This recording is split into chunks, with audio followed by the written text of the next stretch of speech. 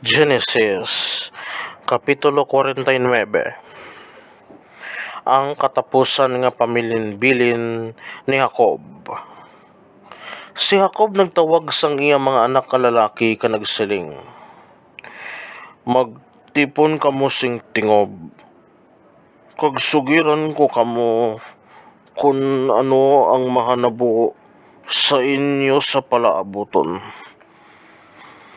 Tilipon kamo ka magpamati, mga anak ni Jacob. Pamati kamo sa inyo amay nga si Israel. Ruben, panganay ko nga anak, ikaw ang akon kusog, kag ang nahauna nga anak sang akon pagkalalaki. Ang labing bugalon kag labing makusog sa akon mga anak. Kaangay ikaw sang nagahuganas nga baha, pero hindi ikaw ang labing importante, kay nagpakighilawas ka sa akon babay.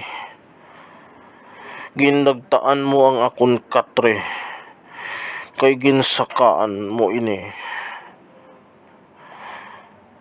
Si Simeon kag si Levi mag-utod, ginagamit nila ang ilang mga hinganiban sa pagpamintas. Hindi ako magbuylog sa ila paghimbon, hindi ako magsimpon sa ila pagtilipon, kay nagpatay sila sang tao sa ila kaakig, kag nagpamiang sila sang mga baka nga turos sa hulo higala. Pakamalauto ng ila kaakig, kay tama ini kabangis, kag ang ila kasingkal, kay ini tama kapintas. Palaptahon ko sila sa bugos nga duta sang Israel. Paalaplagaon ko sila sa mga Israelinhon. Huda, ang imo utod magadayaw sa imo. Ginakuga mo ang imo mga kaaway. Ang imo mga utod magasaludo sa imo.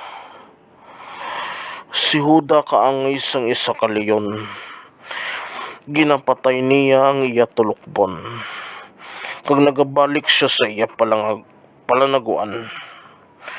Nagauntayan siya kag nagaluko, kag wala sing may nagapangahas sa pagtublag sa iya. Si Huda magauyat sang harianon nga setro. Ang iya mga kaliwat magagahom sa gihapon. Ang mga pungsod magahatag sa iya sing dulot. Ginahigot niya ang iya tinday nga asno sa balagon sang ubas, sa pinakamaayugid nga mga balagon. Ginalabhan niya ang iya mga bayo sa bino nga mapula. Ang iya mga mata nagapula tungod sang pag-inom sang bino.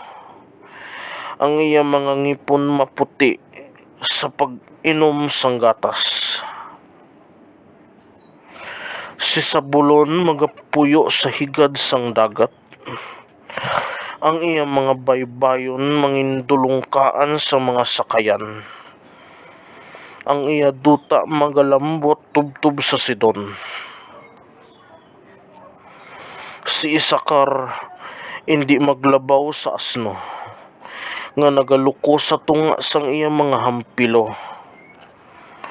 Pero nakita niya nga ang palahuwayan maayo, kag ang duta makaluluyag.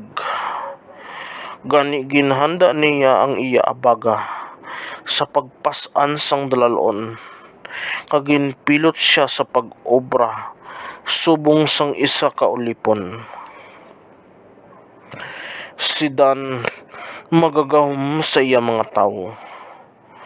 Manginkaangay sila sang iban nga mga tribo sang Israel. Si Dan mangin isa ka manuog sa higad sang dalan. isa kadalitan nga manog sa higad sang banas nga nagabuntog sang tikod sang kabayo kag sang nagasakay nga mahulog nga nagatingkaya. Nagahulat ako sa imo pagluwas o Ginoo. Sigad pagasalakayon sang grupo sang mga makawat, pero pagabalusan siya kag lagson sila. Ang duta ni Aser magapatubas sing manamit ka mga kalanon.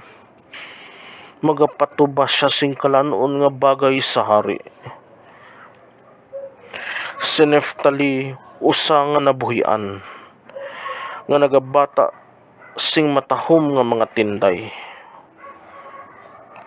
Si Jose asno nga talunon sa luyo sang tuburan. Talunon nga tinday sang asno sa kilid sang bakulod. Ang mga kaaway nagasalakay sa iya sing mapintas. Ginalagas nila siya sang ila mga pana. Pero ang iya pana nagapadayon nga mabakod. Kagang iya mga butkon ginapabakod. Sang gahom sang gamhanan nga Diyos ni Jacob. Sang manugbantay ang dako nga bato sang Israel. Ang Diyos sang imo amay amo ang nagabulig sa imo.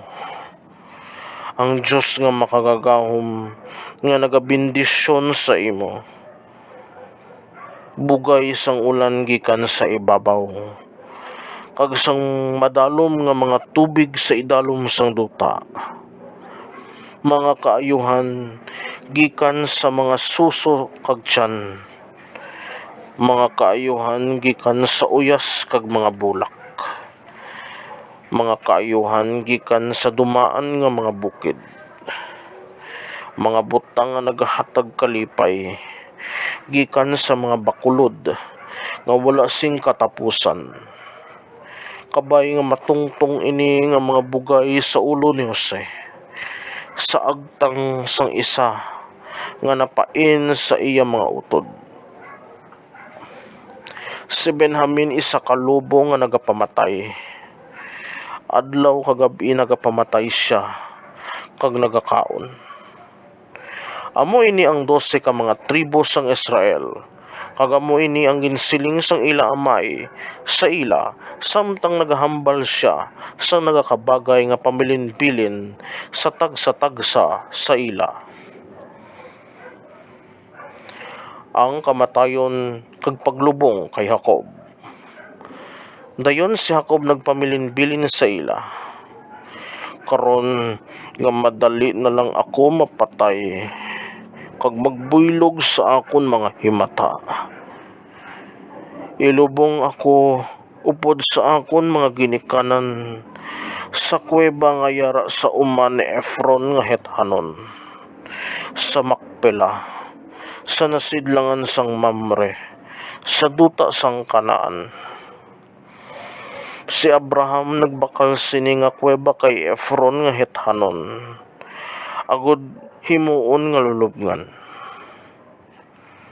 Didto nila ginlubong si Abraham kag ang iya asawa nga si Sarah. Si Isaac kag ang iya asawa nga si Rebecca. Kag didto ginlubong ko si Leah. Ang uma kag ang kuweba sa sini ginbakal sa mga Hethanon. Ilubong ako ninyo didto. Sang makatapos si Jacob pamilinbilin sa iya mga anak, naghigda siya liwat, kag napatay siya. Mga kaabyanan, inyo bantayan ang masunod naton nga episode nga mo ang Genesis Kapitulo 50. Madamo gid nga salamat.